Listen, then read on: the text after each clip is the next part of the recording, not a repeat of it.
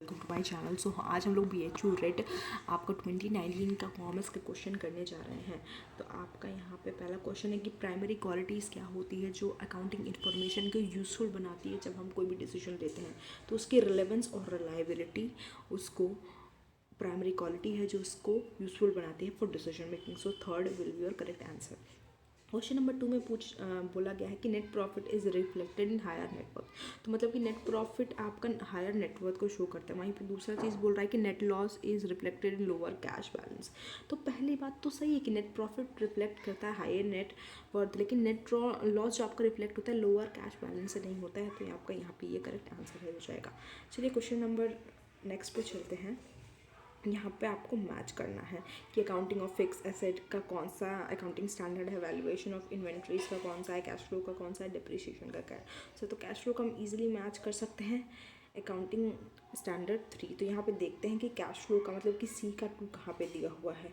तो देखिए सिर्फ एक ही ऑप्शन है जहाँ पर C का आपको 2 दिया हुआ है। तो आप एक से भी मैच कर सकते हैं और उसका सारा आपको फिर निकल जाएगा। अकाउंटिंग फिर आपका है फॉर फिक्स एसेट कौन सा है आपका accounting standard 10, valuation of inventory कौन सा अकाउंटिंग स्टैंडर्ड 2, कैश फ्लो है अकाउंटिंग स्टैंडर्ड 3 और डेप्रिसिएशन है accounting standard 6।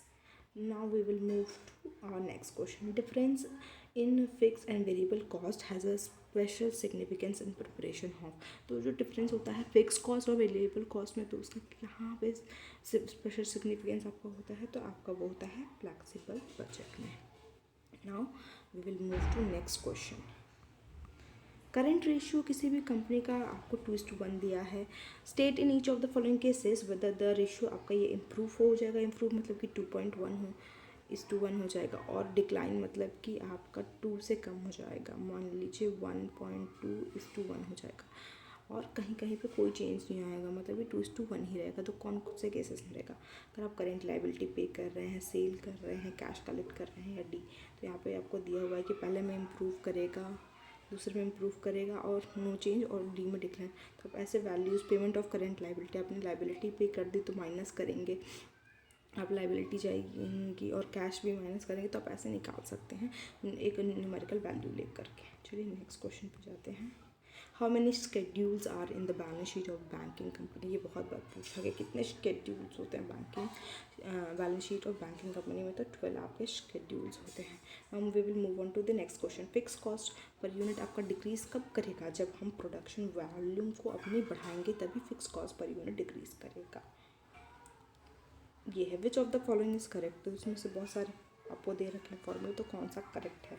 So gross profit plus direct expenses plus purchases plus opening stock minus closing stock equal to आपका सेल्स होता है। तो ये हमारा लास्ट क्वेश्चन था। Hope you like the video. Till then bye, have a nice day.